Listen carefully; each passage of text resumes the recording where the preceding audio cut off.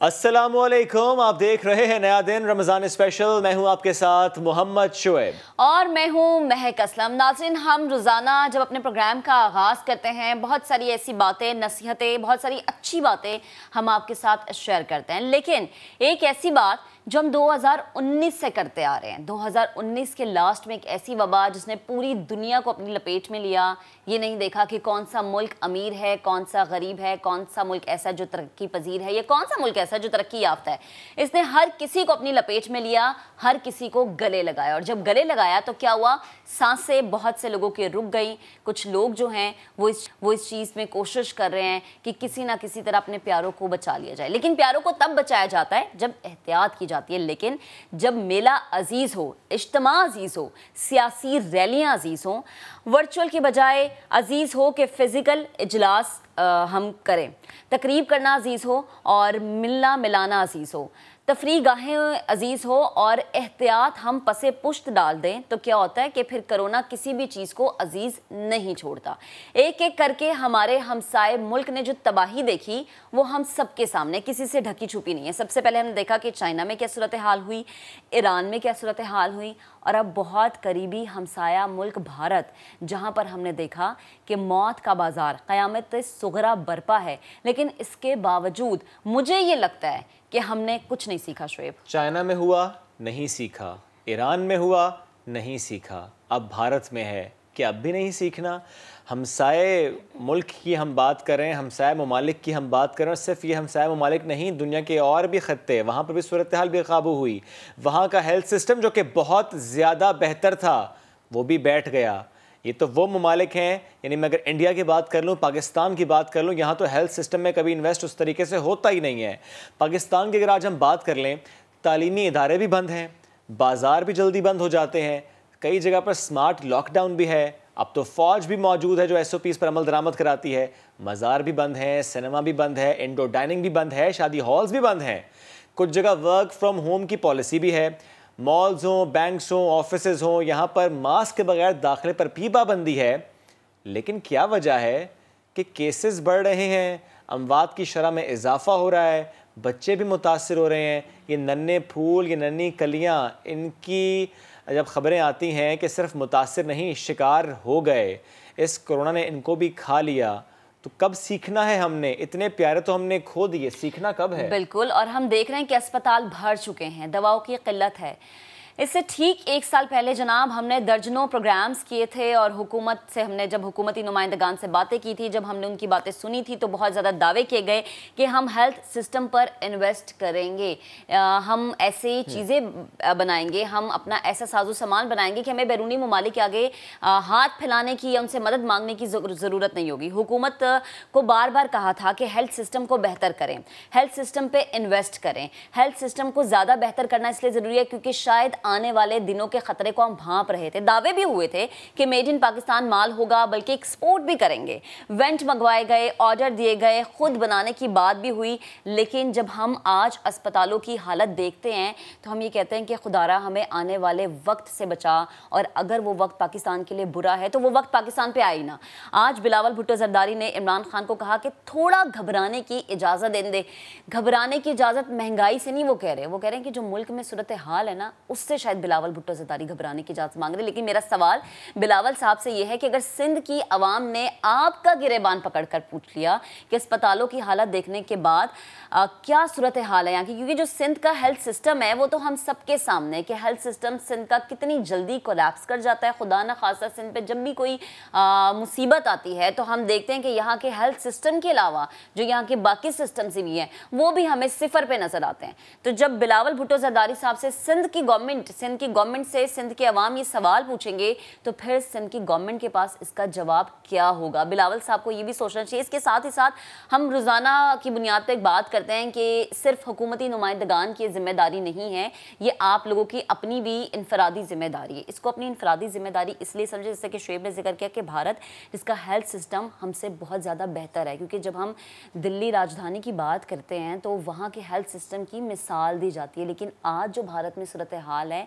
कि लोगों को कहते हैं कि आप अस्पतालों से बाहर रहें क्योंकि जगहें ख़त्म हो गई हैं, लोगों को ऑक्सीजन नहीं देते, अपने प्यारों को मरता देख रहे हैं। आखिरी रसूमात, वो चाहे इंडियन मुस्लिम हो या फिर इंडियन हो, उसकी आखिरी रसूमात अदा करने के लिए जगहें वहाँ पर नहीं बची हैं। तो खुदारा एहतियात करें कि इससे पहले पाकिस्तान में हम ऐसी सूरत हाल देखें, क्योंकि बार बार हम एक ही बात सुनते आ रहे हैं कि जो इंडिया में हुआ, जो इंडिया में ख़तरा है, वही ख़तरा पाकिस्तान की दहलीज पे दस्तक दे रहा है। और जब हम बात कर रहे हैं ख़तरे की, तो ज़ाहिर है ये कोई नई बात तो है नहीं, ये पहली वेव तो है नहीं जो हम एक्सपीरियंस कर रहे हैं, इट्स थर्ड वेव जो हम एक्सपीरियंस कर रहे हैं। ये वबा एक बार फिर तेज़ी से फैल रही है। कल फवाद चौधरी साहब ने जब गुफ्तगू की, इंदिया दे दिया कि अगर एक हफ़्ते में केसेस नीचे ना गए, शरह-अमवात कम ना हुई, तो हुकूमत लॉकडाउन की तरफ जाएगी। उस हुकूमत की बात कर रहे हैं जो पहले दिन से लॉकडाउन की मुखालफत करती आई है। SOPs पर अमल दरामद की दरख्वास्त बार बार की जाती है। वज़ीर-ए-आज़म साहब ने भी बार बार ये कहा, बराए मेहरबानी मास्क का इस्तेमाल कीजिए। हुकूमत वाज़े तौर पर कह चुकी है कि अगर ये हालात काबू में ना आए तो मुकम्मल लॉकडाउन हो सकता है। इसका मतलब क्या है? मतलब ये है जनाब कि मईशत का पहिया रुक जाएगा, मार्केट्स, शॉपिंग मॉल्स, ट्रांसपोर्ट, तालीमी इदारे तमाम बंद रहेंगे। जब मईशत का पहिया रुकता है ना जब, तो फिर कोरोना से कोई बच जाए तो भूख से मर जाता है। लेकिन अब तरजीह हेल्थ को देंगे क्योंकि काबू में आ नहीं रहे हालात। क्या कहा था कल फवाद चौधरी साहब ने, आपको सुनवाते हैं। लॉकडाउन को उनको प्राइम मिनिस्टर साहब ने रेजिस्ट किया है, लेकिन अगर एक हफ्ते तक ये मामला जो हैं वो नीचे नहीं आए तो फिर हमें मुकम्मल लॉकडाउन का भी जो है वो सोचना पड़ेगा। फवाद चौधरी साहब की गुफ्तगू जो कि कल उन्होंने की जब वो कराची में मौजूद थे, और इससे पहले असद उमर भी ये कह चुके हैं कि आखिरी दिनों का इंतज़ार ना करें, जल्दी जल्दी शॉपिंग कर लें। लेकिन मैं कहती हूँ कि जब ऐसा माहौल हो या ऐसी वबा जिसने सबको घेरे में लिया हुआ है, तो शॉपिंग करने का तो दिल ही नहीं करता ना। असद उमर ने क्या कहा था? लेकिन ज़रा वो कहते हैं कि चलें ठीक है, आपने ईद मनानी है, शॉपिंग करनी है, ज़रूर कीजिए, लेकिन वक्त पे कर लीजिए, ज़रा पहले कर लीजिए, आखिरी दिनों का इंतज़ार ना कीजिए। बजे तक का बाज़ार खुले होंगे, आखिरी 3 दिन और 5 दिन का ना इंतज़ार करें। ये जैसे ही अब से आप शॉपिंग शुरू कर दें, हो सकता है लॉकडाउन भी हो जाए, तो उससे पहले ही आप जो है आराम आराम से शॉपिंग करते रहें। अच्छा, इसी तरह महक, आज सुबह मैं जा रहा था और यूटिलिटी स्टोर्स कॉरपोरेशन के बाहर से गुजरने का इत्तेफाक हुआ। वहाँ कोई लाइन नहीं थी, मैं हैरान हो गया। मैंने फेसबुक लाइव भी किया नया दिन के पेज से जाकर कि कोई लाइन नहीं है, कोई रश नहीं है, स्टॉक भी मौजूद है। मैं चला गया अंदर, मैंने कहा ज़रा देखूँ तो सही। रोज़ाना हम बात करते हैं कि सस्ती चीनी के लिए आवाम कतार में लगी होती है। चूँकि 10 बजे का वक्त था, 10:15 का वक्त था, तो लोग नहीं आए थे। What does that shows? Early जाएं, शॉपिंग करें और घर जाएं। ये शाम होने का इंतज़ार ना करें, रश होने का इंतज़ार ना करें। इसी तरह मार्केट में भी आप यही करें कि जल्दी जाएं और शॉपिंग करके अपने घरों को जाएं, फिर शाम होने का इंतज़ार ना करें। तो आज शाम में ज़ाहिर है मार्केट्स ही बंद होती हैं। ऐसे में कुछ ताजर जो हैं वो ज़रूर ये कहते हैं जी कि 24 आवर्स आप अलाउ कर दें कि शॉपिंग होती रहे, तो ऐसे में रश नहीं होगा। हालांकि मेरे हिसाब में तो रश तब होगा और फिर सिर्फ शाम के औकात में रश होगा। अगर सजेशन देते हैं ताजर के 24 आवर्स खोल दें या सेक्टर्स को डिवाइड कर दें, एक दिन एक सेक्टर, दूसरे दिन दूसरा सेक्टर, तो पहले क्यों नहीं करते?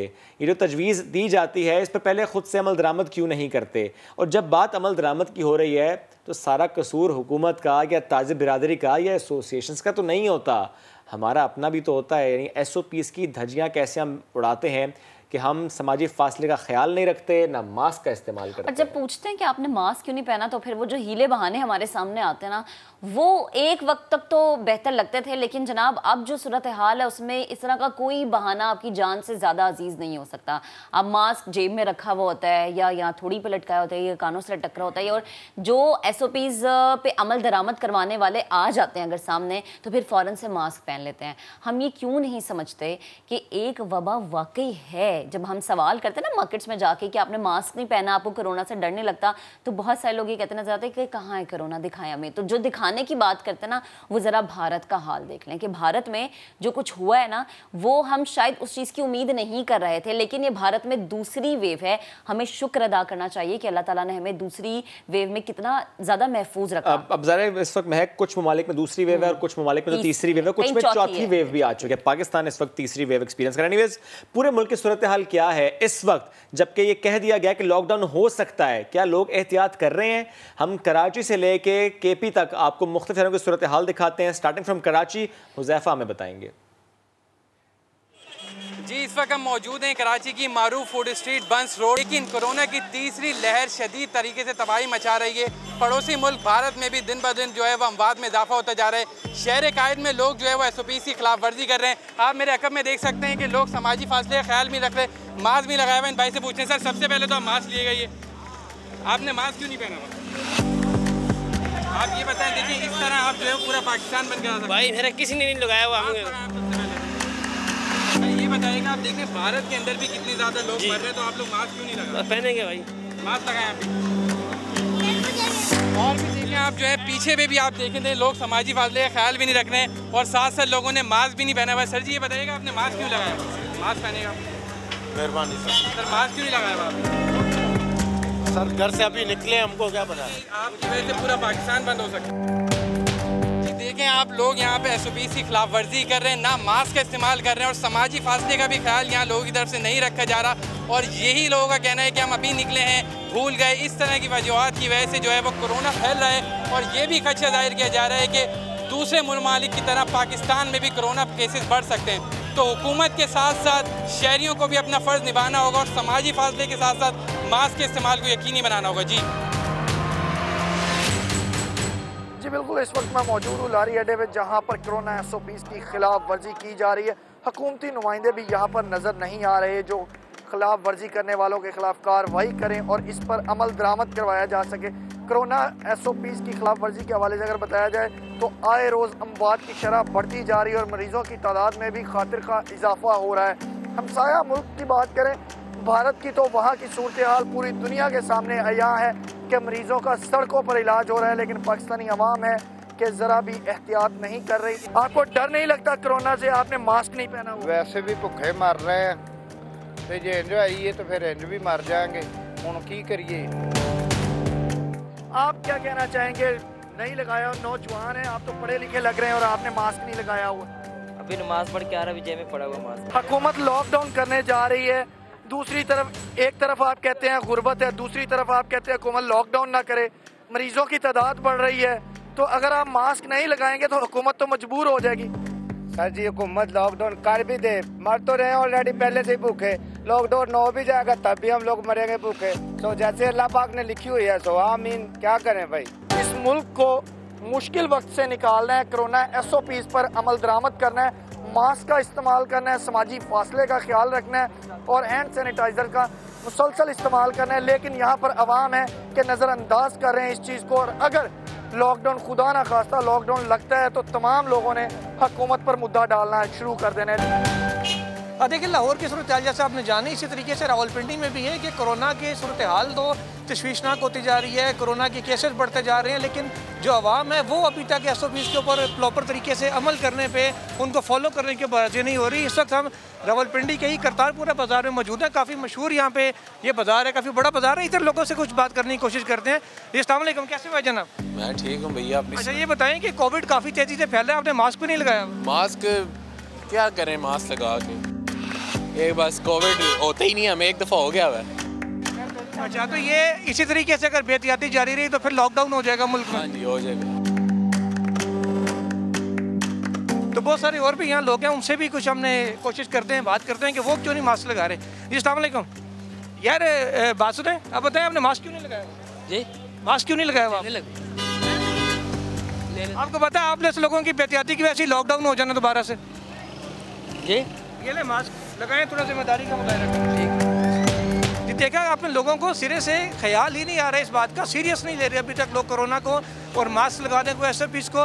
फिर जब लॉकडाउन होगा तो उधर से फिर ये पॉलिसी एक बार फिर से ख़राब होगी। आपने मास्क क्यों नहीं पहना हुआ? है ही नहीं था, नमाज पढ़ के हैं ना, अभी तो याद नहीं था। अच्छा तो वैसे घर में यूज़ नहीं करते? यूज़ करते हैं ना, अभी मैंने कहा आपसे ले लूँ, पैसे नहीं थे ना मेरे पास। अच्छा चलो ये ले लें। और आप जैसे लोगों की वजह से लॉकडाउन होने जा रहा है, ये भी याद नहीं होता लॉकडाउन। अच्छा जी, वैसे यहाँ पर संजीदगी का आलम देखें कि कोई ये मानने को भी तैयार नहीं है कि हालात मज़ीद ख़राब हुए तो लॉकडाउन हो सकता है, क्योंकि शायद अभी तक लोग संजीदा नहीं ले रहे। इंडिया में जो पोजीशन है वो भी आपके सामने है, सब लोगों को पता है कि कितने केसेस बुरे तरीके से वहाँ पर आ रहे हैं, ऑक्सीजन शॉर्ट हो रही है। पाकिस्तान में भी 90% ऑक्सीजन हम यूटिलाइज कर चुके हैं, लेकिन लोग संजीदा लेने को तैयार नहीं हो रहे। रिक्वेस्ट है, संजीदा लीजिए इस वबा को, रिक्वेस्ट है कि मास्क का इस्तेमाल कीजिए, रिक्वेस्ट है कि हजूम वाली जगहों में जाने से गुरेज कीजिए, रिक्वेस्ट है कि जो काम टेलीफोन के ज़रिए हो सकता है, वर्चुअली हो सकता है, उसके लिए फ़िज़िकल जाने की ज़रूरत नहीं है। पाकिस्तान में जनाब जो सूरत हाल है तो आपको हमने दिखाई।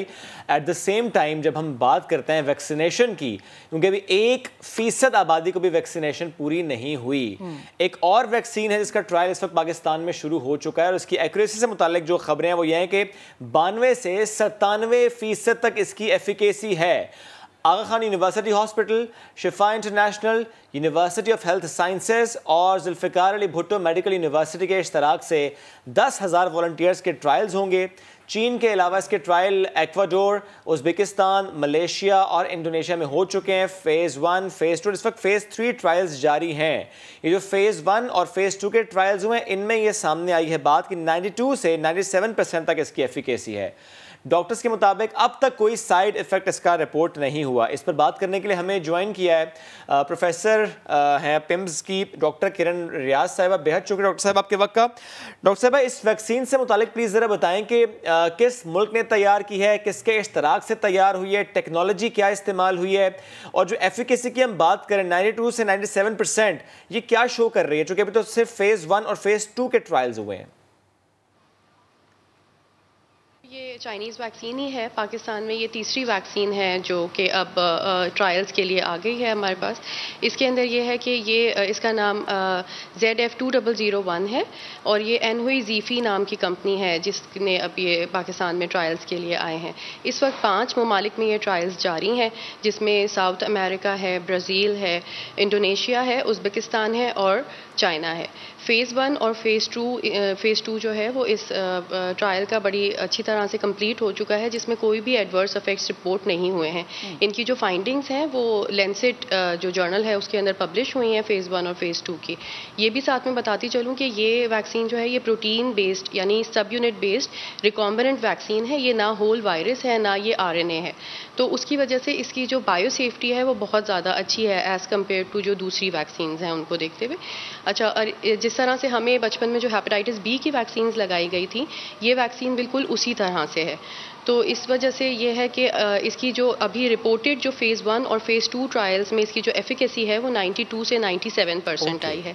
पाकिस्तान में इन्होंने और ऑल ओवर द वर्ल्ड इन्होंने इस फ़ेज़ 3 ट्रायल्स में 29,000 लोगों को इनरोल करना है, जिसमें से पाकिस्तान में इनका टारगेट 10,000 का है। हमारी जो साइट है Shaheed Zulfikar Ali Bhutto medical university PIMS hospital के अंदर, हमें ये कहा गया है कि हमें इस वक्त 2,000 लोगों को इन ट्रायल्स के अंदर वैक्सीन लगाने के लिए इनरोल करना है। अच्छा डॉक्टर साहबा, मुझे ये भी बताएं कि ट्रायल्स का आगाज़ कब हुआ, कितने वॉलंटियर्स ऐसे हैं जो कि इनरोल हो चुके हैं और इसकी कितनी डोजेस लग चुकी हैं? पाकिस्तान में इस वैक्सीन के ट्रायल्स स्टार्ट हो चुके हैं, मार्च से स्टार्ट हो चुके हैं और बल्कि अभी तक जो है वो पाकिस्तान में 2,000 लोगों को ये वैक्सीन लगाई भी जा चुकी है। फॉर्चुनेटली हमारी साइट के ऊपर भी 100 लोगों को इसकी फ़र्स्ट डोज लग चुकी है। ये भी साथ साथ बताती चलूँ कि ये 3 डोज वैक्सीन है। अगर आज हमें पहली डोज़ लगी है तो 1 महीने के बाद दूसरी और उसके 1 महीने के बाद तीसरी वैक्सीन डोज़ लगने के बाद हम ये एफिकेसी जो है वो 92% क्लेम कर रहे हैं इसकी।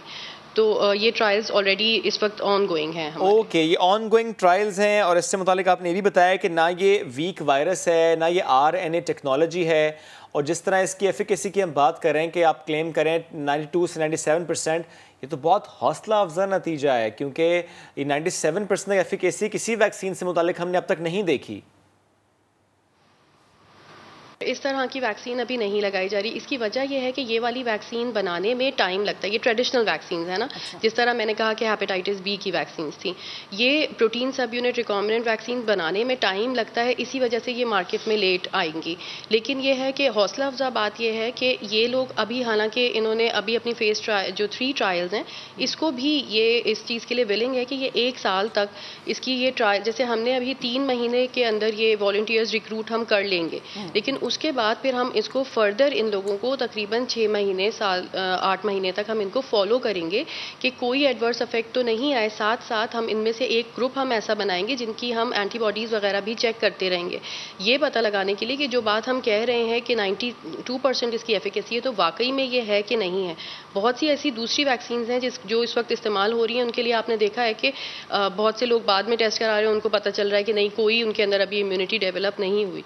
तो उस लिहाज से हम इसके ऊपर काफ़ी ट्रस्ट करने के बाद ही इन ट्रायल्स को कंडक्ट कराने के लिए हमने यहाँ पे काम शुरू किया, क्योंकि हमें ये लगा कि ये कंपनी, इनका काम करने का तरीका भी बहुत अच्छा है और जो वैक्सीन बनाने का जो इनका इस वक्त जो मैं कह रही हूँ कि रिकॉम्बिनेंट सबयूनिट बेस्ड वैक्सीन है, तो ये बहुत ज़्यादा सेफ वैक्सीन है। इस वजह से जो है वो हमें लगता है कि होपफुली ये ट्रायल्स टाइमली कंप्लीट हो जाएं और फिर ये वैक्सीन इंशाल्लाह मार्केट। ओके डॉक्टर साहिबा, जब बात ट्रायल्स की कंप्लीट होने की है तो ज़रा एलिजिबिलिटी से मुताल्लिक एलेबोरेट कर दें कि who is eligible for that, क्योंकि ज़रा वो वक्त है कि जब बहुत से लोग जिनको कोविड हो चुका है, कुछ को वैक्सीन लग चुकी है, कुछ वैक्सीन के ट्रायल्स में हिस्सा ले चुके हैं, और जब भी ट्रायल्स होते हैं हम देखते हैं कि बच्चों पर नहीं होते, प्रेग्नेंट ख़वातीन पर नहीं होते, बुज़ुर्गों पर नहीं होते, और इसीलिए अभी तक हमने देखा कि बच्चों को ज़रा वो नहीं लग रही वैक्सीन। तो एलिजिबिलिटी क्या है इस पर्टिकुलर वैक्सीन की, चूँकि ज़रा ये उन टेक्नोलॉजीज़ पर नहीं है जिस पर बाकी वैक्सीन तैयार हुई हैं? जी, ये बहुत अच्छा सवाल है। अच्छा देखें, क्योंकि ये ट्रायल्स है ना, तो हम कॉम्प्रोमाइज़ नहीं कर सकते किसी भी चीज़ पे। ठीक है, हमें मुश्किल होगी वॉलंटियर्स ढूंढने में, लेकिन इनका जो इंक्लूजन क्राइटेरिया है उसमें सबसे पहली बात यही है कि उनको कोविड ना हुआ हो पहले। अच्छा, अगर उनको नहीं पता कि उनको कोविड हुआ है कि नहीं हुआ है, तो हम उनकी एंटीबॉडी टेस्ट भी करते हैं स्क्रीनिंग के दौरान, और फिर हम उनका फ्री में PCR भी करते हैं। जब ये दोनों रिपोर्ट्स नेगेटिव आती हैं तभी हम उनको अपनी स्टडी में इनरोल करते हैं। इसकी वजह यह है, उनमें पहले से कोविड होने की वजह से कुव्वत मुदाफ़ियत बनी हुई है, तो हम ये नहीं कहना चाहते कि बाद में ये हमारी वैक्सीन की वजह से ये कुव्वत मुदाफ़ियत बनी है। ठीक है, नंबर 1 बात ये है। दूसरी ये है कि वो प्रेग्नेंट लेडीज़ ना हो, इसी तरह ये कि उनको कोई और मोहलिक बीमारी ना हो, यानी कि कैंसर है, थ्रोम्बोसाइटोपेनिया है, हार्ट डिजीज़ है, सांस की कोई तकलीफ़ की इस तरह से कोई सिवियर एलर्जीज़ हैं, तो उनको हम नहीं इसके अंदर इनरोल कर सकते। इसके अलावा दूसरा ये है कि जब वो स्क्रीनिंग के लिए हमारे पास आते हैं और अगर उनका ब्लड प्रेशर हाई है, यहाँ पे हमारे पास बहुत स्पेशलाइज्ड डॉक्टर्स की टीम्स मौजूद हैं, अगर तो उनका ब्लड प्रेशर हाई है उस टाइम के ऊपर, तो हम उनको वैक्सीन नहीं एडमिनिस्टर करते। इसी तरह से अगर 72 घंटे में उनको बुखार की शिकायत रही है तो भी हम उनको वैक्सीन नहीं लगा सकते। और इसके अलावा अगर उन्होंने कोई और वैक्सीन लगवा ली है या फिर किसी ट्रायल में पार्टिसिपेट कर लिया है तो भी हम उनको ये वैक्सीन नहीं लगा सकते। इवन अगर वो वैक्सीन कोई और, जैसे कोई मतलब कोविड की ना हो लेकिन कोई दूसरी तरह की वैक्सीन भी है, तो उसको लगे हुए भी हमें ये देखना होता है कि कुछ सर्टेन पीरियड ऑफ टाइम गुजर चुका है कि नहीं, ताकि हम स्पेसिफिकली जज कर सकें कि ये जो कुव्वत मुदाफ़ियत बन रही है कोविड के ख़िलाफ़, ये सिर्फ इसी वैक्सीन से बन रही है जो कि इसमें दी जा रही है। हमारे पास इस वक्त आधे जो ग्रुप होगा वो प्लेसिबो का होगा, जिनको वो महलूल लगाया जाएगा जिसके अंदर ये रिकॉम्बिनेंट प्रोटीन उस वायरस का नहीं मौजूद होगा, और दूसरा ये वैक्सीन ग्रुप होगा जिसके अंदर जो है वो ये ठीक है। और इससे मुतालिक आपने हमें डिटेल से बताया। बस एक बात मैं ऐड कर दूं, जो कि हमारी इससे मुतालिक गुफ्तगू हुई थी आज, कि जो ये वैक्सीन के ट्रायल में हिस्सा लेगा उसको खुदा ना खास्ता कोई साइड इफेक्ट हुआ, कोई और मसला हो, तो वो हॉस्पिटल ट्रीट करेगा और 16,000 रुपीज़ उसे वैसे पे किए जाएंगे एज ट्रांसपोर्टेशन कॉस्ट, जो ज़ाहिर आ रहा है वक्त दे रहा है वैक्सीन लगवा रहे। Thank you very much. Doctor साहब साथ मौजूद थी यहाँ पर, इससे मुतालिक गुफ्तगू करने की छोटी सी ब्रेक लेंगे, वापस आएंगे, साथ रहिए।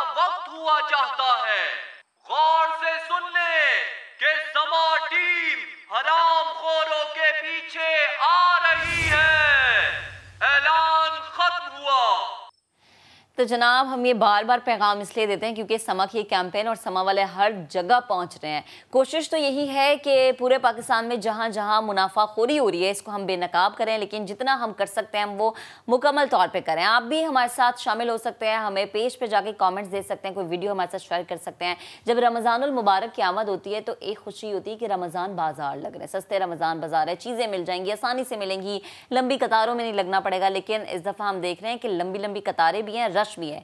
और जिस चीज़ का बहुत ज़्यादा जिक्र है वो है मीठी चीनी। ख़रीदारों को कड़वे घूंट पीने पड़ रहे हैं इसको ख़रीदने के लिए।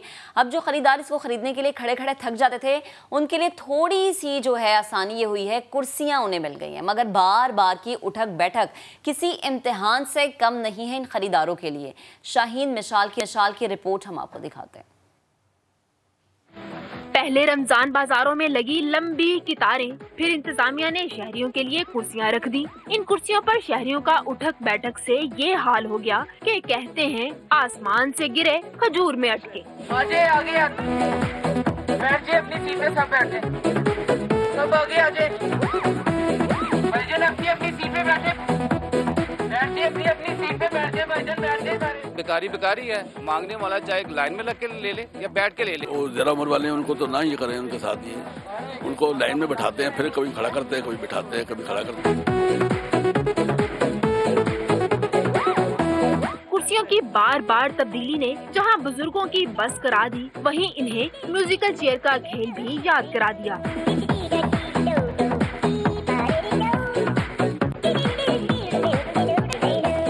बिल्कुल वैसी गेम ही है, तो पुरानी यादें ताज़ा हो जाती है। रमजान बाजारों में कतारें इतनी लंबी हैं कि कहीं कहीं तो शहरियों को कुर्सी भी नहीं मिलती। ज़राए इंतजामिया ने इंतजामात करके अपनी तरफ से चीनी का हसूल आसान तो बनाया है, मगर कुर्सियों की ये उठक बैठक किसी को खवारी लगती है तो किसी ने इसको गेम करार दिया है। कैमरामैन लियाकत बशीर के साथ शाहीन मिशाल, समा, लाहौर। तो जनाब ये हमने सूरत हाल आपको लाहौर की दिखाई। रमज़ान का एक अशरा गुजर गया और एक अशरा गुजरने के बाद कराची की सुपर हाईवे फ्रूट मंडी में फलों की कीमतें इंतहाई कम हो चुकी हैं। मगर अगर हम ये बात कर ले महक कि कम तो हुई हैं, क्या वाकई हर जगह पे कम हुई हैं? ये देखना ये सवाल है कि सुपर हाईवे पे तो आवाम भी बड़ी कम होती है, वहाँ पे कौन जाएगा खरीदने के लिए? तो जहाँ आवाम जाती है, जहाँ लोग ज़्यादा हैं, सवाल तो जगह क्या है कि क्या आम बाज़ारों में मुनाफाखोर आवाम को उसी तरह से लूटने में मसरूफ़ अमल है जिसकी शिकायत पहले रोज़े से हम सुनते आ रहे हैं। यासिर हुसैन की रिपोर्ट में देखिए।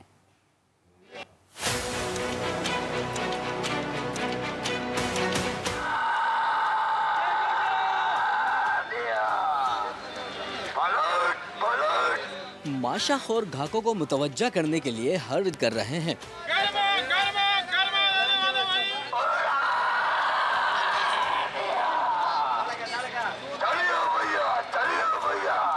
क्योंकि कराची की फ्रूट मंडी में फल बहुत हैं और खरीदार कम।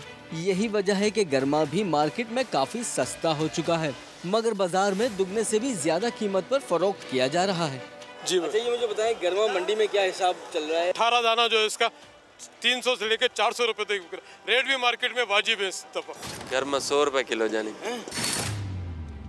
हाँ 100 रुपए किलो जी जानी। मंडी से तो मैं अभी पूछ के आया हूँ 40 रुपए किलो पड़ रहा है। 40 रुपए पड़ रहा होता तो हम 50 नहीं बेचते।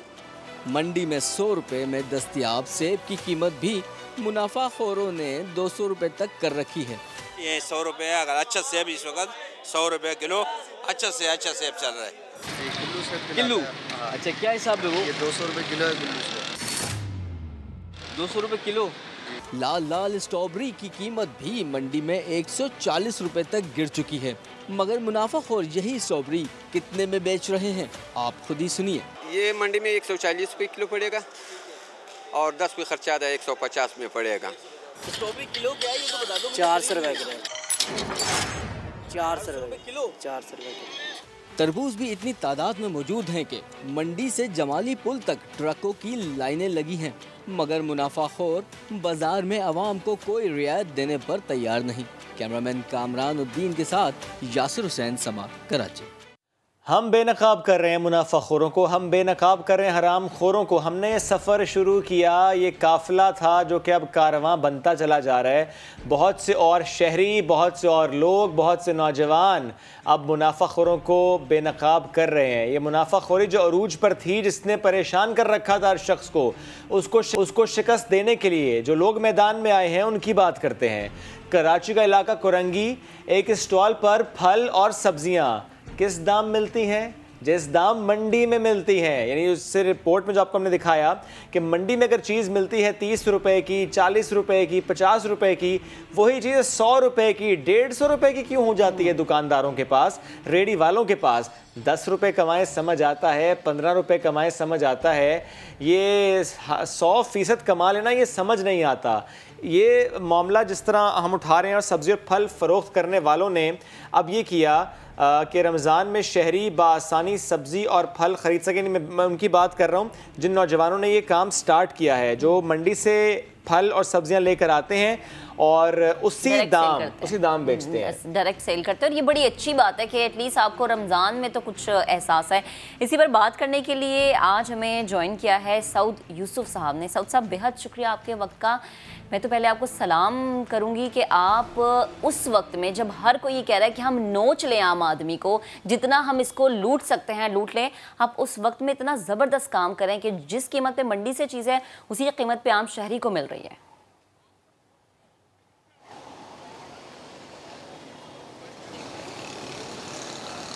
जी सऊद साहब, आप मुझे सुन पा रहे हैं? जी मैं सुन पा रहा हूँ आपको।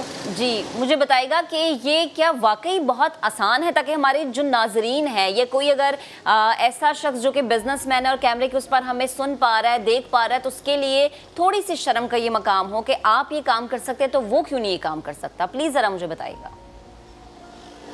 जी बिस्मिल्लाहिर्रहमानिर्रहीम। सबसे पहले तो ये बताता चलूँ कि यहाँ पे जितने भी हमारे लड़कों की टीम है, ये सब के सब अपनी अपनी वेल क्वालिफाइड जॉब है, सबके अपने अपने बिजनेस हैं। कोई इसमें बेरोज़गार नहीं है कि यहाँ पर जो है ना रोज़ी रोज़गार कमाने के लिए खड़ा हुआ हो। मैं अल्हम्दुलिल्लाह शिपिंग कंपनी में अकाउंट एग्जीक्यूटिव होता हूँ। यहाँ पर हमारे साथ होते हैं जिनके अपने अपने बिजनेस हैं, क्लियरिंग फॉरवर्डिंग के बिजनेस हैं। हमें कोई ज़रूरत नहीं है मुनाफा कमाने की, इसलिए हम लोगों ने ये स्टेप लिया। हमारी टीम ने डिसाइड किया कि हम आवाम की सहूलत के लिए क्या कर सकते हैं। मुत्तफ़िक़ा फ़ैसला हुआ कि जी वहाँ रमज़ान के दौरान जो है ना वो सब्ज़ियाँ और फल जो है ना बहुत महंगे हो जाते हैं, तो इसको जो है ना मंडी के रेट से उठाएं और रेट टू रेट उठा के आगे फॉरवर्ड कर दें, बग़ैर 1 रुपया हराम है अगर 1 रुपया हम लोगों ने मुनाफा लिया हो ना। सबकी अपनी अपनी जॉब्स हैं। अच्छा सऊद, एक बात ज़रा समझाएं कि रोज़ाना जब हम ये महंगाई की बात करते हैं, मिडल मैन का जिक्र करते हैं, आड़ती वाले की बात करते हैं, तो ये मामला सामने आते हैं कि किसान से अगर कोई चीज़ 30 रुपए की मिली है तो उसमें ऐड होते चले जाते हैं मिडल मैन, और जब एक शहरी को वो चीज़ मिलती है तो वो बहुत महंगी हो जाती है। अब जो आप मंडी से चीज़ ले रहे हैं, सब्ज़ी ले रहे हैं, फल ले रहे हैं, क्या वो सब्ज़ी आपको वाकई बहुत कम दाम मिल रही है? नहीं, वो मिलती वाकई काफ़ी फ़र्क है उसके अंदर, लेकिन क्योंकि जब ट्रांसपोर्टेशन लगती है और लेबर चार्जेस लगती है तो उसके अंदर चीज़ें ऐड हो जाती हैं, लेकिन इतना भी जो है ना वो फ़र्क नहीं आता जितना यहाँ पर लोग डबल तिबल मांग रहे होते हैं, 3 गुना मांग रहे होते हैं। अच्छा। हमने तकरीबन रमज़ान से पहले से ये लगाना शुरू किया है।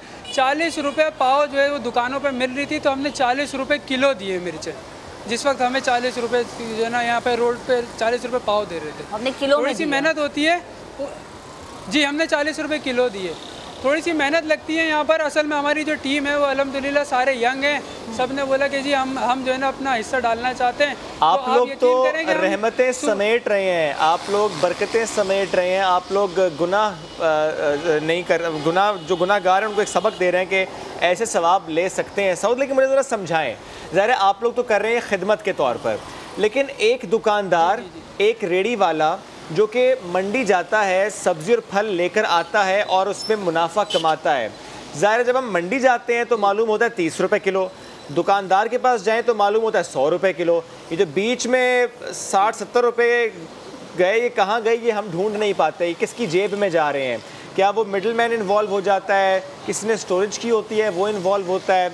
चूँकि दुकानदार तो ये कहते हैं जी कि मैं महंगी लेकर आया हूँ, तो ज़रा मुझे आप समझाएं कि वाकई ऐसा हो रहा है कि वहाँ से इतना आसान है जाना, सब्ज़ी और फल लेना और आके बेच देना? थोड़ा सा अगर मुनाफा कमाना हो तो आसान है ये। जी, लेबर चार्जेस उसके अंदर ऐड हो जाती है और ट्रांसपोर्टेशन ऐड हो जाती है, और सबसे बड़ी जो अमाउंट आती है वो ट्रांसपोर्टेशन की। आप लोग भी तो ऐड कर रहे होंगे ना ये चीज़? नहीं, अल्हम्दुलिल्लाह जो ट्रांसपोर्टेशन है ना, अगर वो हम अपने पैसों से लगा रहे हैं ना, कि हमने बोला चलो कोई बात नहीं, ट्रांसपोर्टेशन अगर हमारी लग रही है ना, तो हम लोग, हमारी पूरी टीम है, हम मंथली जो है ना वो जमा करते हैं पैसे के। नहीं साउथ, मैं पूछना ही चाह रहा हूँ आपसे, देखें ये तो आप खिदमत कर रहे हैं, मैं पूछना ही चाह रहा हूँ आपसे कि मंडी से कोई भी शख्स जो काम करता है, जो कि कमाना चाहता है, जो जिसका रोजगार इससे जुड़ा हुआ है, यानी वो रेडी वाला है, वो दुकानदार है, अगर वो जाए मंडी, वो सब्जी ले, फल ले, ट्रांसपोर्टेशन कॉस्ट भी ऐड कर दें, लेबर कॉस्ट भी ऐड कर दें, उसकी दुकान का किराया भी ऐड कर दें, उसके बाद जो वो कीमत तय कर रहे हैं, जिस कीमत पर वो चीज़ दे रहे हैं, क्या वो जस्टिफाइड होती है या कि वो वाकई बहुत मुनाफा कमा लेता है? सारी चीज़ें ऐड करने के बाद एक अमाउंट बनती है 50 रुपये, जिसमें उसका मुनाफा भी शामिल होता है, उसमें ट्रांसपोर्टेशन भी शामिल होती है, उसमें लेबर चार्जेस भी शामिल होती है, उसमें कॉस्ट इन्वेंट्री की अमाउंट भी शामिल होती है, लेकिन वो उसके अंदर प्रॉफिट के साथ वो 50 रुपये की बन रही होती है। लेकिन यहाँ लाके लूटने के लिए कि बस मेरे पास आ जाए, वही चीज़ 100 रुपये की बिक्री होती है। यानी 30 रुपये की चीज़, यानी 30 रुपये की चीज़ अगर एक शख्स वाकई हलाल कमाना चाहे तो 30 रुपये की चीज़ खरीदे, लेबर कॉस्ट ऐड हो जाए, ट्रांसपोर्टेशन कॉस्ट ऐड हो जाए, शहरी को दे तो 50 रुपये में देगा तो कमाएगा। फी किलो अगर वो 20 रुपये उसमें कमा रहा है, कुछ पैसे निकल गए जो ट्रांसपोर्टेशन कॉस्ट में, लेबर कॉस्ट में, बाकी वो फिर भी कमा रहा है, उसके बाद भी वो 50 रुपये ऊपर रख रहे हैं अपने प्रॉफिट के बाद, एक्सेस 50 रुपये। अच्छा साउद, मैं ये चाहूँगी कि जो नाजरीन हमें देख रहे हैं, हमें सुन रहे हैं, वैसे हम नीचे तो रेट चला ही रहे हैं, ज़रा आप बता दें कि मंडी में एक चीज़ इतने रुपए किलो मिल रही है और आप एक चीज़ इतने रुपए में 3 किलो फ़रोख्त कर रहे हैं, जैसे आलू हो गए, ये प्याज हो गई, ये बुनियादी ज़रूरियात है स्पेशली इफ्तारी में, आलू, प्याज, मिर्च, टमाटर, प्लीज़ ज़रा मुझे इससे मुतालिक भी बताएं। देखिए, मैं आलू और प्याज के अलावा बात करूंगा आपसे, जैसे मिसाल के तौर पे अभी रमज़ान चल रहे हैं, तो खजूर जो है ना वो सबसे इम्पोर्टेंट आइटम है रोज़ा खोलने के लिए ना, तो यहाँ पे खजूर जो है वो 150 रुपये की किलो मिल रही होती है, और यहाँ लाके कि जो है ना 220, 250 रुपये किलो, 300 रुपये किलो बेच रहे होते हैं। एक डब्बा है जो 400 रुपये का 500 ग्राम है, 500 ग्राम होता है उसके अंदर, और वो 200-220 रुपये का बेचा जा रहा है ना, जबकि उसकी कॉस्ट जो है ना वो 148 रुपये पड़ रही होती है, 150 रुपये पड़ रही होती है, 70 रुपये का मुनाफा उसके। अच्छा साउद, ये जो लोग ख़रीदार आपके पास आते हैं वो ये कहते हैं कि भैया ये तो आप लोग कमाल कर रहे हैं, रमज़ान में आप जन्नत कमा रहे हैं और बाहर हम होके आए हैं तो इतनी चीज़ इतनी महंगी मिल रही है, कुछ ऐसी बात शहरियों की तरफ से सुनने में, और पहले रोज़े से अब तक रश जाहिर सी बात है बढ़ता चला जा रहा होगा, तो आगे इसको मैनेज करने का क्या प्लान है?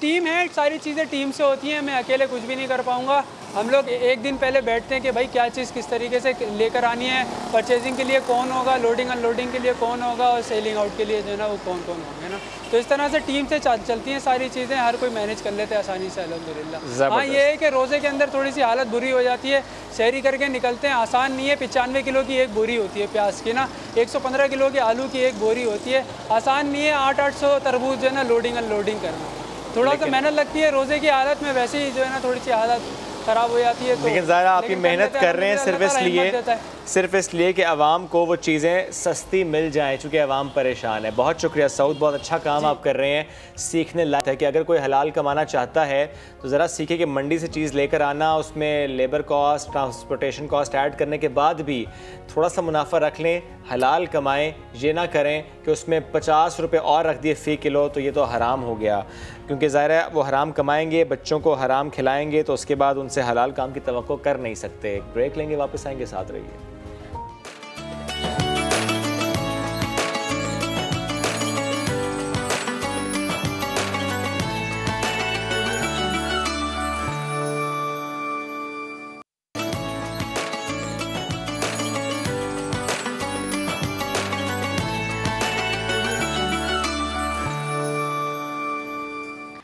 वेलकम बैक जनाब। आपको बताएं कि मुल्क में जब कोरोना की सूरत हाल थोड़ी सी बिगड़ती हुई महसूस हुई तो खान साहब ने ये कह दिया कि फौज के जरिए SOPs पर अमल दरामद होगा, लेकिन सिंध के अलावा तमाम सूबे बशमूल गिलगित बल्तिस्तान और आज़ाद कश्मीर कोरोना से बचाव और SOPs पर अमल दरामद करवाने के लिए फौज की खिदमत हासिल कर सकते हैं, लेकिन सिंध शामिल नहीं है। वजारत दाखिला की जानिब से नोटिफिकेशन जारी कर दिया गया है। इसी पर बात करने के लिए हमें ज्वाइन किया वज़ीर दाखिला शेख रशीद साहब ने। शेख साहब, बेहद शुक्रिया आपके वक्त का। कहिएगा सोशल मीडिया पर बहुत ज़्यादा अफवाहें हैं। मैं सबसे पहले सवाल इसलिए करना चाह रही हूँ क्योंकि हम सब सोशल मीडिया के बहुत ज़्यादा करीब हैं। ज़्यादातर खबरें जो वहाँ से आती हैं वही हमारे दिमागों पे सवार रहती है कि 18वें रमज़ानुल मुबारक से या 21वें रमज़ानुल मुबारक से मुल्क भर में मुकम्मल लॉकडाउन, यानी वो वाला लॉकडाउन जो हमने पहले देखा था जिसमें ट्रांसपोर्ट बंद थी, जिसमें हर चीज़ बंद थी, पहिया जाम था, मईशत भी बंद थी और ट्रैफिक का निज़ाम भी, सब कुछ बंद था। तो क्या हम देखें कि 18 रमज़ानुल मुबारक से या 21 रमज़ानुल मुबारक से हमें ऐसा ही लॉकडाउन देखने में मिलेगा? देखिए, मैं इस पे तो NCOC बेहतर फैसला कर सकती है। हमें तो मुझे तो इस पे कोई इतला नहीं है। ये तो NCOC बेहतर फैसला करेगी। अभी तो काफी रमजान पड़ा है इंशाल्लाह, और अभी हालात अल्लाह के फजल से इतने खराब नहीं है जितने इंडिया में या ब्राजील या अमेरिका में है।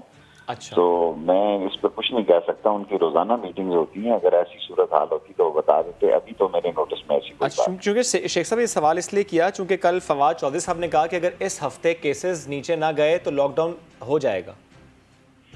मैं फवाद साहब कह सकते हैं, वो स्पोक्स पर्सन है, तो मैं NCOC पे छोड़ता हूं। ठीक है, नहीं शेख साहब अभी ऐसा कोई फैसला नहीं किया गया शेख साहब, ठीक है। शेख साहब अब ये बात बता दें कि ये जो कहा गया है कि सिंध के अलावा तमाम सूबे बशमूल गिलगित बल्तिस्तान, आज़ाद कश्मीर कोविड से बचाव और SOPs पर अमल दरामद के लिए फौज की खिदमत हासिल कर सकते हैं। Sir why not Sindh? कल उन्होंने मांगी थी, आज उन्होंने वापस ले लिया, पता नहीं क्यों, मुझे नहीं पता। अच्छा, जो कल कहा जा रहा था कि खत लिखा गया है सिंध की जानिब से, वो उन्होंने वापस ले लिया?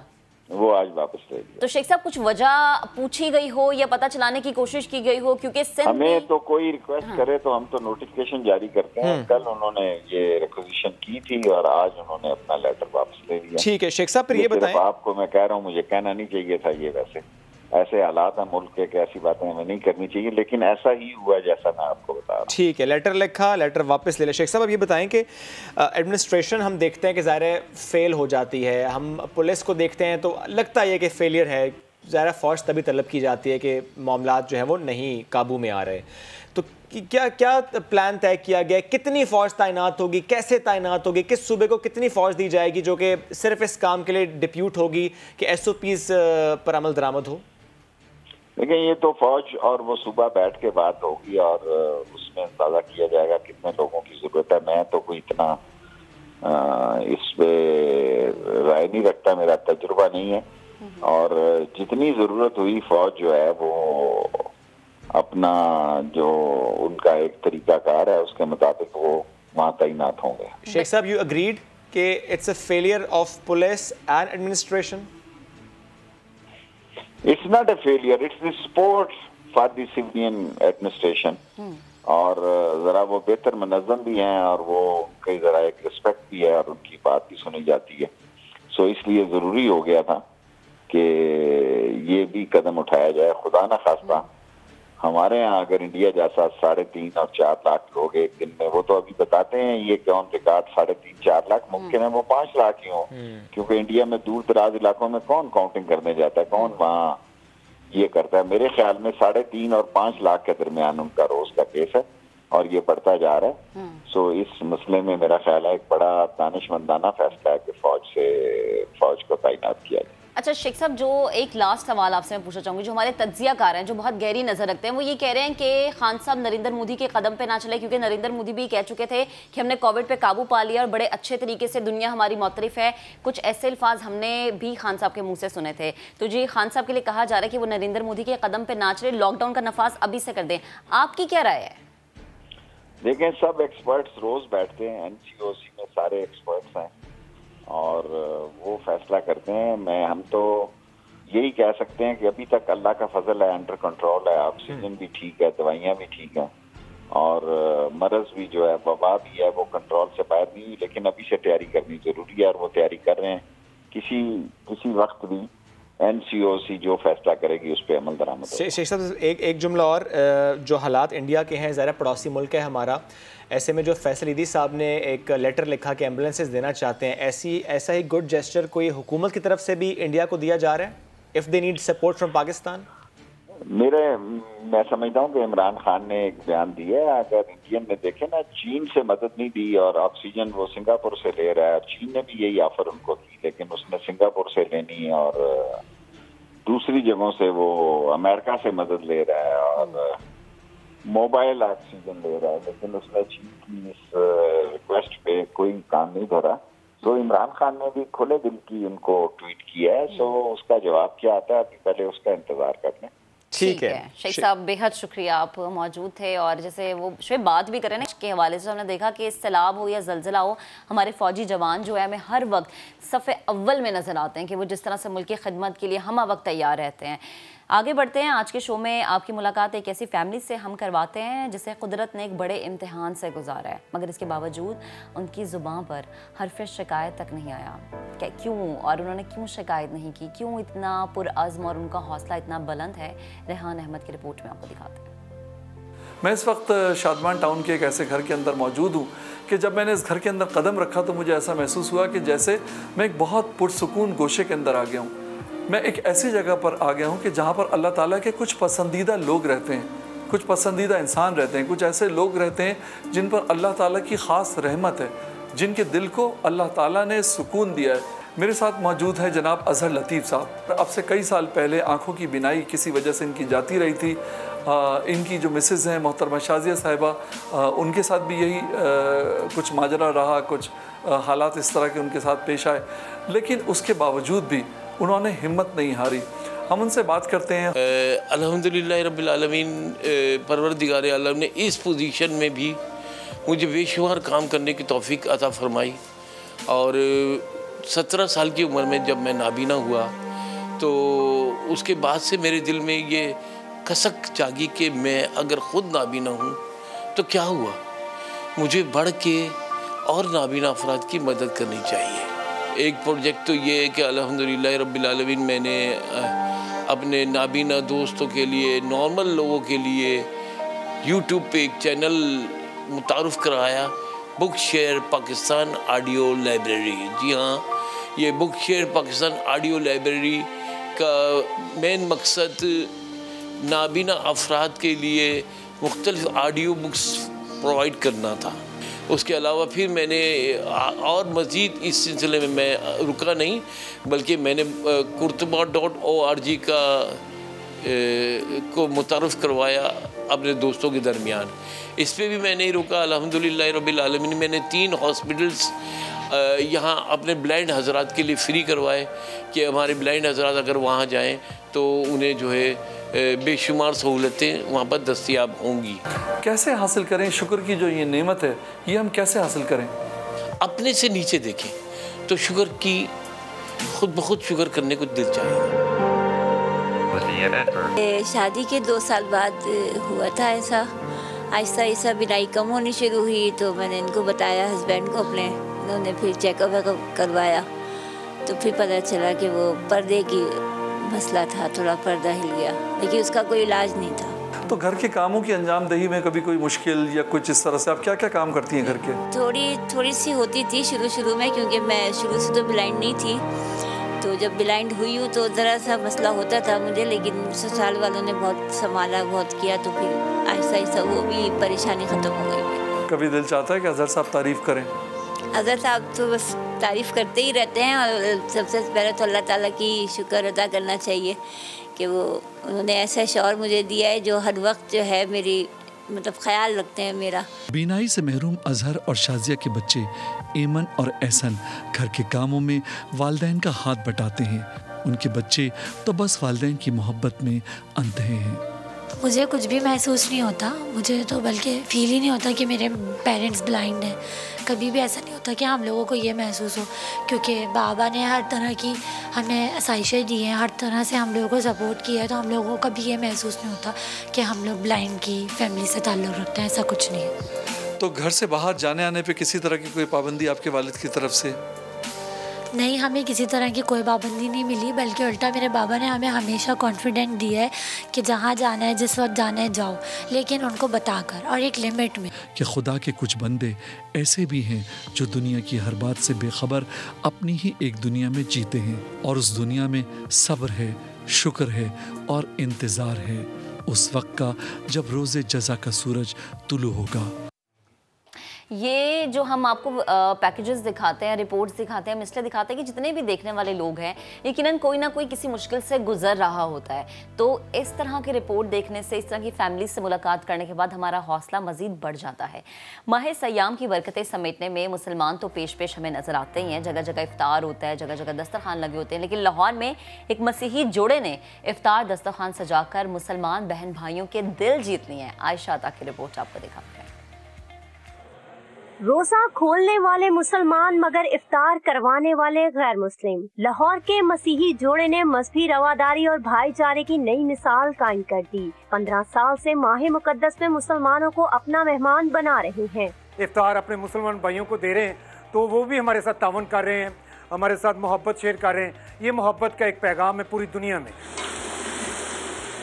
इफ्तार से कबल विल्सन और इनकी अहलिया तमाम तर तैयारी अपने हाथों से करते हैं। गर्मा गर्म खाना तैयार किया जाता है जिसके साथ पकोड़े, शरबत और दीगर लवाजमात दस्तरख्वां का हिस्सा होते हैं। दस्तरखान पे डेली बेसिक पे हम लगाया हुआ है, यानी कि रमज़ान में तो हम मुस्लिम बहन भाइयों के अफ्तारी का इंतज़ाम करते हैं, वो मैं खुद भी करती हूँ, मेरे साथ मेरी टीम होती है। अहले ईमान इस दस्तरख्वां को रौनक बख्शते हैं और मिल बैठकर इफ्तार करते हैं। अस्कर विल्सन साहब, इनकी जो काविश है वो काबिल सताइश है। ये उन लोगों को खाना खिला रहे हैं जो वाकई मुस्तहिक हैं। माह सयाम के 30 दिन बिला नागा ये दस्तरख्वां गुरबा और मसाकीन के लिए सजाया जाता है। विल्सन और इनकी अहलिया की जानिब से रोजेदारों के लिए इफ्तार का एहतमाम यकीनन काबिल सताइश अमल है। कैमरामैन इशफाक अब्बासी के साथ आयशा अता, समा, लाहौर। ऐसी कहानी सिर्फ एक नहीं, ऐसी कहानियाँ पाकिस्तान के हर शहर से सामने आती हैं। ऐसा ही माहौल, ऐसा ही माजरा इस्लामाबाद में भी है। फरार रब्बानी की रिपोर्ट देखिए। रहमतों के महीने में मसीही बरादरी भी भाईचारे के फरोग में पेश पेश। इस्लामाबाद में मसीही बरादरी की तरफ से रोजेदारों के लिए अफ्तार का मिसाली एहतमाम। मेजबान भी खुश और मेहमान भी दुआएं देते रहे। क्रिश्चियन वेलफेयर ट्रस्ट के सड़क किनारे लगे दस्तरखान में अफ्तारी का बेहतरीन इंतजाम किया गया। जब हम अपने भाइयों का ख्याल नहीं रखेंगे तो फिर कौन रखेगा।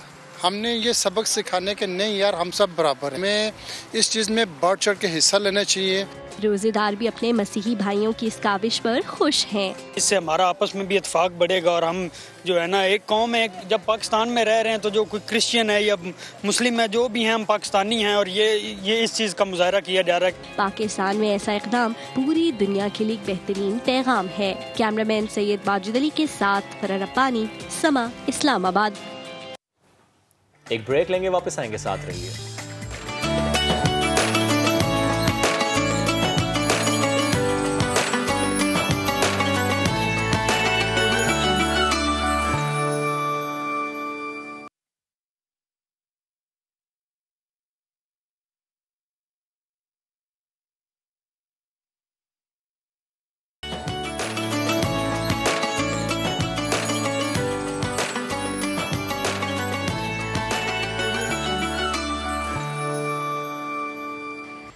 वेलकम बैक जनाब। ज़रा गुजरांवाला का रुख करते हैं। 137 साल पुरानी एक मस्जिद वहाँ मौजूद है। अंग्रेज़ों से आज़ादी के लिए ख़ास पहचान रखती है मस्जिद। जामे मस्जिद शेरावाला बाग आज भी आबाद है। चलते हैं मोहसिन खालिद की जानिब, जो कि हमें विज़िट कराएंगे इस तारीख़ी मकाम का।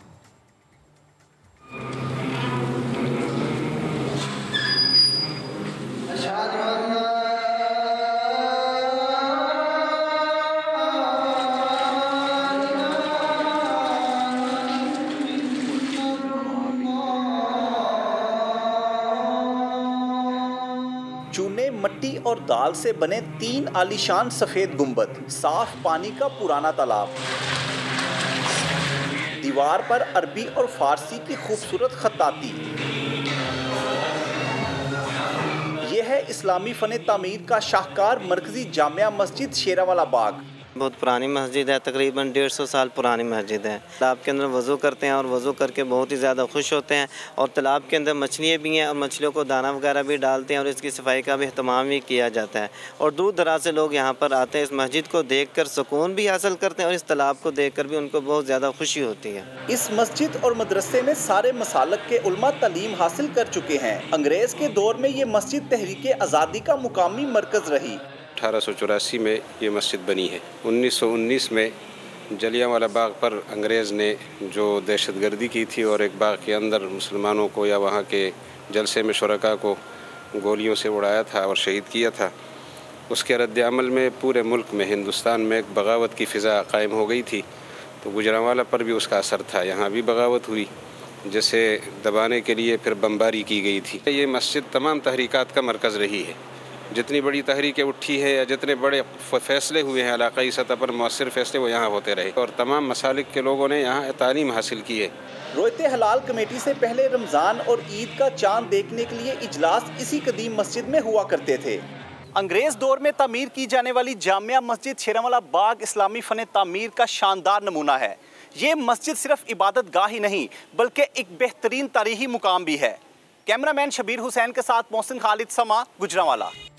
आगे बढ़ते हैं जनाब। पाकिस्तान तहरीक इंसाफ की गवर्नमेंट ने इस साल महंगाई को मद्देनजर रखते हुए एक बड़ा रिलीफ पैकेज दिया। यूटिलिटी स्टोर्स कॉर्पोरेशन को 7.8 अरब रुपए की सब्सिडी दी गई। अब अशिया की सप्लाई कैसी है, यूटिलिटी स्टोर्स पर आने वाले क्या राय रखते हैं और यूटिलिटी स्टोर्स का स्पेशली निज़ाम और चीज़ों की क्वालिटी कैसी है, बहुत ज़्यादा ज़रूरी है। एग्जैक्टली जी, वो जो चीनी हम ले रहे हैं, जो बेसन ले रहे हैं, जो दालें ले रहे हैं, जो घी ले रहे हैं, जो चावल ले रहे हैं, जो आटा ले रहे हैं, ये सब कैसा है ये आपको दिखाएंगे। मैं और महक गए स्टोर पर, लोगों से बात भी की, अंदर भी गए, क्वालिटी भी चेक की, आपको दिखाते हैं। सब्सिडी कितनी अहम होती है, कैसे हर शख्स तक इसके समरात पहुंचते हैं। जब हम इसकी बात करते हैं तो ऐसे में यूटिलिटी स्टोर्स कॉर्पोरेशन की बात आज हम लाजमी करेंगे, क्योंकि 19 अशिया पर सब्सिडी दी गई है। ये सब्सिडी कितनी है, ऐसे में अवाम इससे किस तरह से मुस्तफ़ीद हो रहे हैं, उसके साथ साथ जो अशिया मिल रही है, यानी 19 अशिया, उनकी क्वालिटी कैसी है, आज हम इसको भी चेक करेंगे। और हम आवाम से भी पूछेंगे कि क्या आवाम को बासानी चीज़ें मिल रही हैं, क्योंकि जब हम बात करते हैं उमर लोधी साहब से तो वो कहते हैं जी यूटिलिटी स्टोर्स में हर चीज़ वाफिर मिकदार में मौजूद है। आज हम जाके खुद चेक करेंगे कि इनकी क्वालिटी कैसी है और अगर आवाम यहाँ पर आ रहे हैं तो उन्हें किसी किस्म की कोई शिकायत तो नहीं है, कितनी सहूलियात है, हम यहाँ पर पहुँचे। बिल्कुल, चलते हैं अंदर और महक जिस तरह यहाँ पे आवाम मौजूद है उनसे बात भी करते हैं।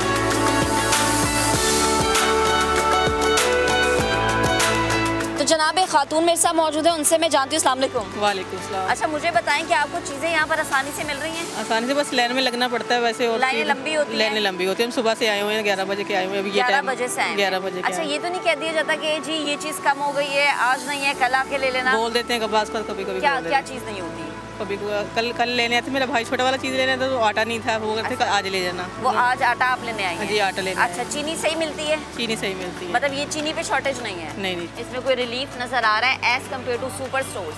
नहीं, यहाँ पे रिलीफ तो है। रिलीफ है, लेकिन ये 1.5 महीने पहले वाला, ये पहले यही रेट थे, फिर कम बढ़ा दिए गए, फिर अब कम कर दिए गए। अच्छा, 1.5 महीने पहले यही थे? यही रेट थे, फिर ज्यादा हुए, फिर अब कम किए गए पे आ गए। यानी ये आवाम को बताने के लिए कि हम आपको रिलीफ रमजान रिलीफ पैकेज दे रहे हैं, जबकि ये 1.5 महीने पुराने वाली प्राइस है। अच्छा जी, रेट लिस्ट पे अवेजा उन्होंने किया जी, पाए इस माह रमजान मयार, सहूलत और बचत का इत्मीनान। मैं पूरा पढ़ के इसलिए बता रही हूँ ताकि जो सुनने वाले हैं वो बेहतर तरीके से सुन सके।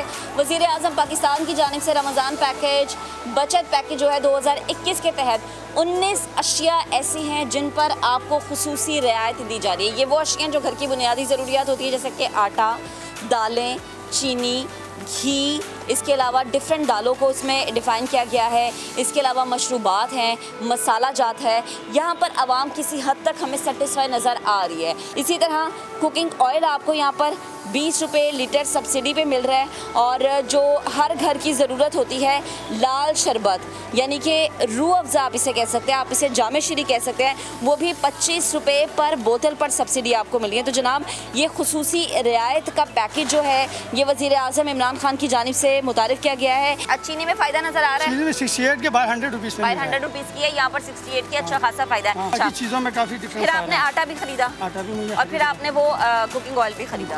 तो इन दोनों में आपको कुछ लगा कि कोई कमी बेशी है? मुझे यहाँ पे फ़ायदा ही सिर्फ इन्हीं चीज़ों का, लेकिन यहाँ पे अच्छा, और ज़्यादा देर लाइनों में लगना पड़ता है? कम से कम 2 घंटे 2.5 घंटे बाद नंबर आता है। रोज़ा भी है, गर्मी भी है, थोड़ा गुस्से में भी आए हुए हैं। अंदर क्या हालात है वो शुएब हमें बताएंगे, तो ज़रा देखते हैं कि अंदर क्या मामला चल रहा है।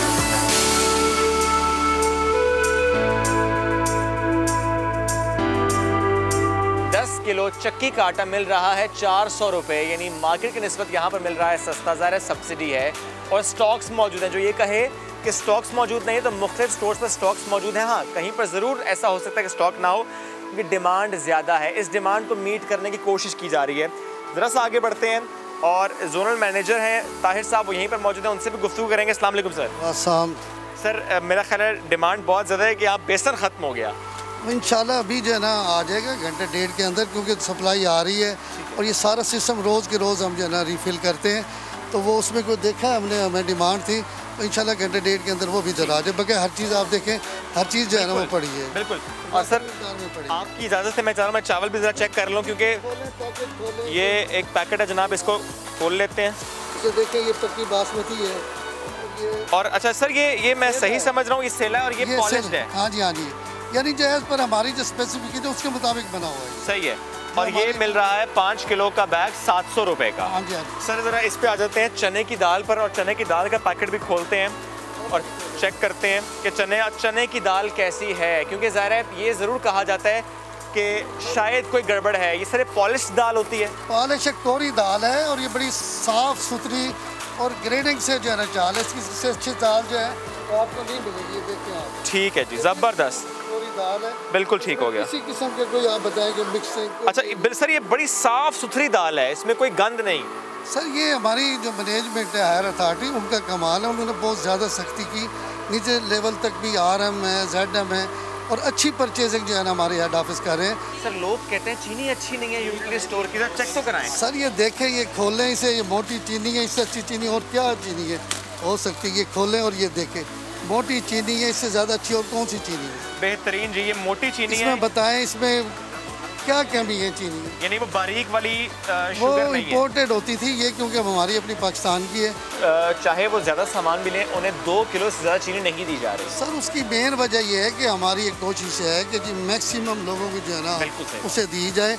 अगर ये चाहें तो 10 मिनट में सारी ख़त्म हो जाएगी। ये हमने अपने लिए नहीं है, हम ये आवाम के लिए कर रहे हैं। ये जो पॉलिसी है कि 1 पैकेट चीनी 2 पैकेट जो है ना घी का जो है, वो इसलिए ताकि मैक्सिमम जो है ना लोग जो है ना इससे मुस्तफ़ीद हों और इससे जो है ना आवाम का ही फ़ायदा है।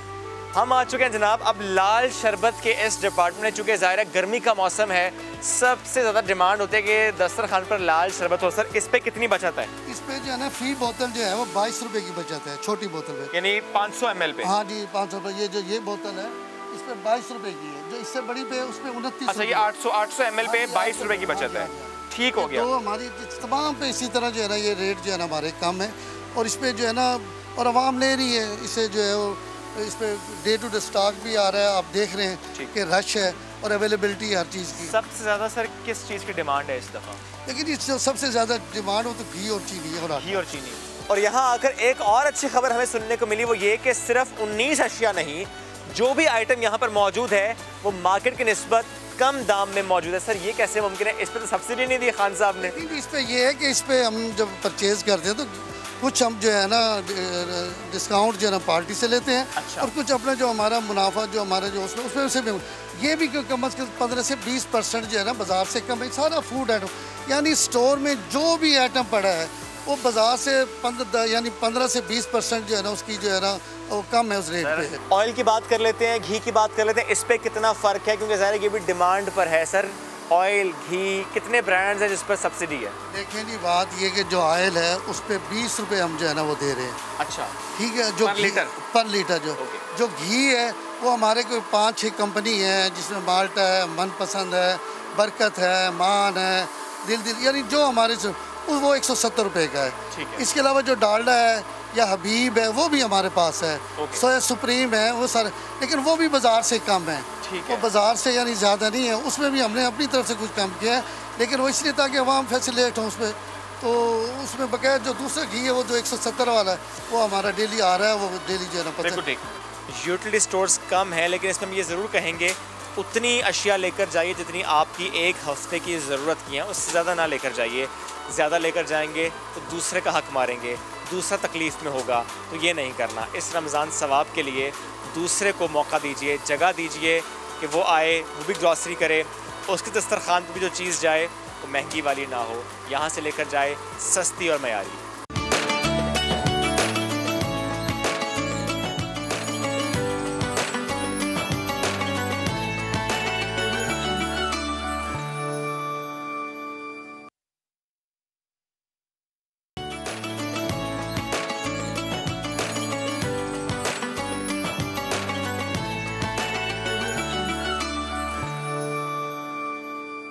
मीठे मशरूबात महंगे किए जाएं, इन पर ड्यूटी बढ़ाई जाए, ये मुतालबा किया जा रहा है डायबिटिक एसोसिएशन ऑफ पाकिस्तान की तरफ से, जिन्होंने मसनूई मीठे मशरूबात कोल्ड ड्रिंक्स पर फेडरल एक्साइज ड्यूटी 11 से बढ़ाकर 20% करने का मुतालबा किया है।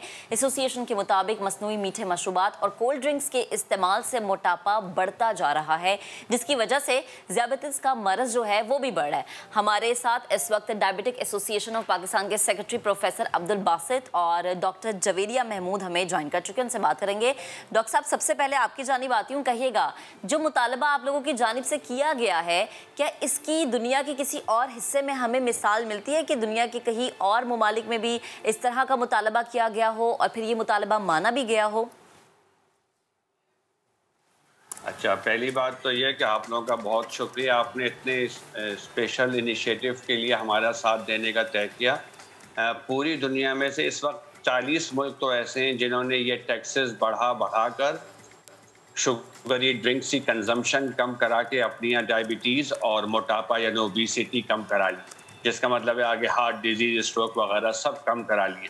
40 मुल्कों में इसकी मिसाल, और शायद पाकिस्तान वो वाहिद मुल्क होगा जहाँ उल्टा टैक्स गिरा लिया गया इन शुगरी ड्रिंक्स पे से, इसलिए ये बड़ा इनिशिएटिव लिया गया है।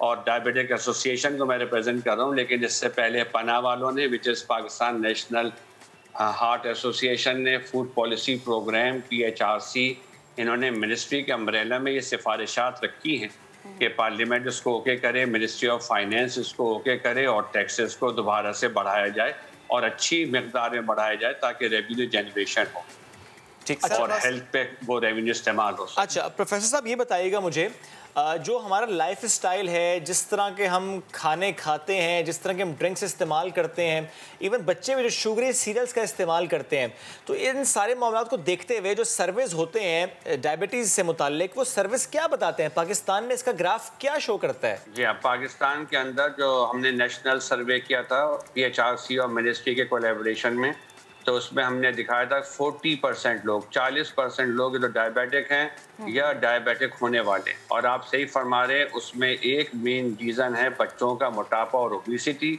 और उसका एक मेन रीज़न है शुगरी ड्रिंक्स का कंजप्शन। तो ये सब लिंक्ड है। अच्छा डॉक्टर साहब, मुझे ये भी बताएं कि प्री डायबिटिक्स की बात आप कर रहे हैं, मैं यहाँ पे ये जानना चाहूँगी, क्या ये रिवर्सेबल होता है? डायबिटीज़ का मतलब ये है कि रिवर्सेबल है, और बाज़ मुल्कों ने, अमेरिका ने, फिनलैंड ने और कुछ डेवलप्ड कंट्रीज़ ने ग्राफ्स दिखाने शुरू कर दिए कि उनकी कौम में डायबिटीज़ कम होती जा रही है, उससे जो वो उन्होंने आज से 5-10 साल पहले प्रेडिक्ट किया था।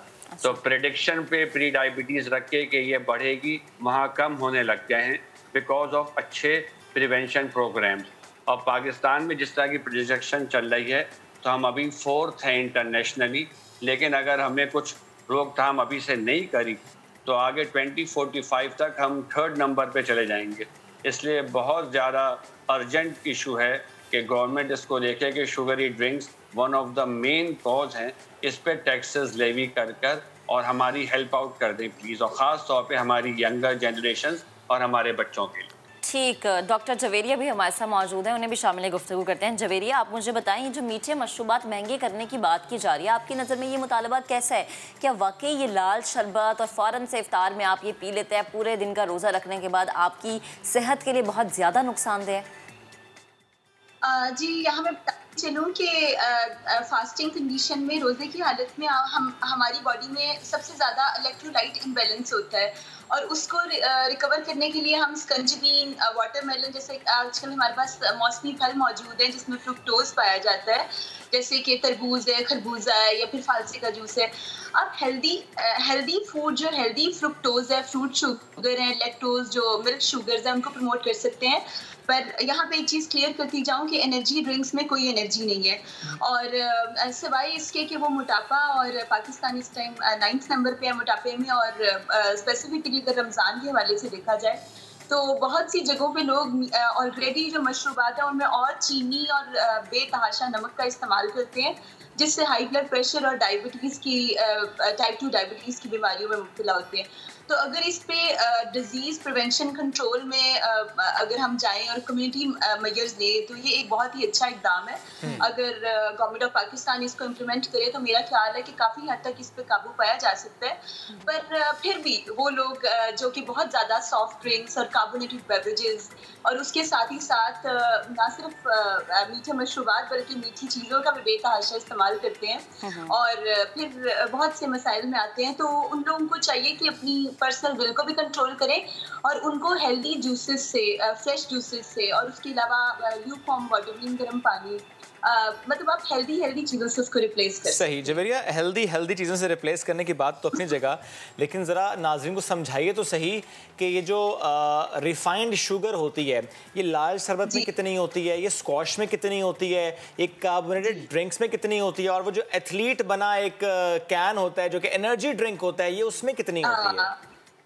देखिए, जैसे कि मैंने जिक्र किया कि एनर्जी ड्रिंक में कोई एनर्जी नहीं, और आपको पता है कि पूरी दुनिया में ग्लोबली इस चीज़ को सर्टिफाई किया जा चुका है कि जब भी कोई मशरूब जो प्रोसेस डब्बे वाला जूस है या डब्बे वाला दूध है, जब भी वो प्रोसेस किया जाता है तो उसमें 70% जो है वो शुगर बेस्ड होता है, कलरेंट, फ्लेवर और उसके अलावा उसमें डिफरेंट चीज़ें ऐड की जाती हैं, प्रिजर्वेशन टेक्निक ऐड की जाती है।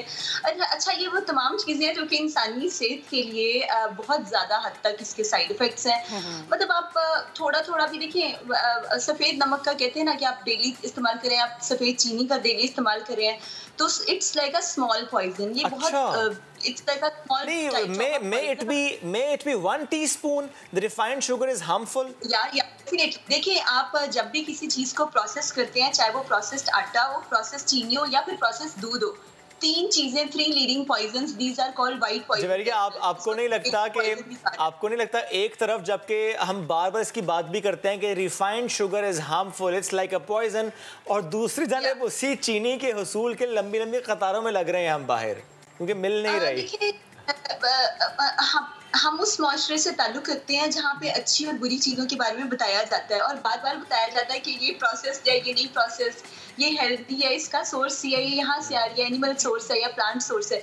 अब चॉइस इज ऑल योर्स कि आप किसी जगह पे गए हैं, चॉइस इज ऑल योर्स कि आप किस चीज़ को सिलेक्ट कर रहे हैं, और आपको पता है कि आप जो भी चीज़ खाएंगे आपकी बॉडी उसी तरह से रिएक्ट करेगी। आपने कभी देखा है कि जो लोग अपने बच्चों को, और जैसे इवन बड़े भी इन चीज़ों में मुब्तला है, मैं तो इसको यही कहती हूँ कि वो बहुत ज़्यादा शुगरी और वाटरी वाइट सॉफ्ट ड्रिंक्स और इनकी तरफ मतलब लेते हैं अक्सर औकात, और उसके साथ ही साथ वो बहुत स्लो डाउन हो जाती है, उनकी एक्टिविटी इतनी स्लो हो जाती है। और देखने में ये भी आया है कि स्पेसिफिकली पाकिस्तानी माशरे में इस चीज़ का बिल्कुल अवेयरनेस, और इवन अवेयरनेस क्रिएट की भी जाती है तो लोग कभी कभार सुनते नहीं है या उनको बताया भी जाता है तो उस चीज़ को अपनी ज़िंदगी में सीरियस नहीं लेते ना, ये आप कहना चाह रही हैं कि लोग सीरियस नहीं लेते। और सीरियस आप अपनी बॉडी खुद ले सकते हैं। कोई कैसे मतलब आप जब भी एक्सपर्ट एडवाइस सुने, आप उस पे थोड़ा सा रिसर्च कीजिए कि आइदर इट्स गुड और नॉट, और आपकी सेहत के लिए बेहतर है ये नहीं, ताकि आप ज्यादा हैंडसम लग सके, प्यारे लग सकें। बेहद शुक्रिया जवेरिया, हमारे साथ मौजूद थी। आपकी जो हेल्दी फ्रूट्स और वेजिटेबल्स है, अच्छे फल और जो मतलब अच्छी खुश खुराक होने का मतलब यही है कि आप अच्छे फल और सब्जियों का इस्तेमाल करें, और जो आपका नेचुरल स्वीट कंटेंट है जिसमें हमारे पास हनी आता है, खजूर आ जाती है, फिर हमारे पास नेचुरल प्लांट शुगर्स आ जाते हैं, उसमें भी आपको पता है स्टीविया नेचुरल शुगर्स है और कई चीज़ें। तो अगर आप उन चीज़ों को अपनी ज़िंदगी में डाइट में शामिल करते हैं, क्योंकि शुगर्स के बगैर हम सर्वाइव नहीं कर सकते। हमें ये नशास्ता कार्बोहाइड्रेट्स में से मिलती है, हमें प्रोटीन्स में से भी शुगर्स मिलती हैं, उसके अलावा हमें अपने जो माइक्रो मिनरल ग्रुप है, आपको पता है मिनरल डेफिशिएंसी कितनी ज़्यादा है आजकल रमज़ान में रोज़ा रख के, बिल्कुल जो है वो अगर आप उसको अपना sugar content, healthy sugar content पूरा नहीं करते, तो इसलिए मुतवाज़िन ग़िज़ा नंबर 1, और सेकेंडली आप अपना जो लाइफस्टाइल है मॉडरेट रखें, एक्सरसाइज भी ज़रूर कीजिए, स्कंजीबीन का इस्तेमाल ज़रूर रखें, वाटरी जो फ्रूट्स और वेजिटेबल्स हैं उसका इस्तेमाल ज़रूर रखें, तो काफ़ी अफाक होगा, ज़्यादा बेहतर होगा आपके लिए, आप ज़्यादा अच्छे लगेंगे, ज़्यादा फिट लगेंगे। प्रोफेसर अब्दुल बासित हमारे साथ मौजूद थे, डॉक्टर जवेरिया हमारे साथ मौजूद थी। बेहद शुक्रिया आप दोनों का।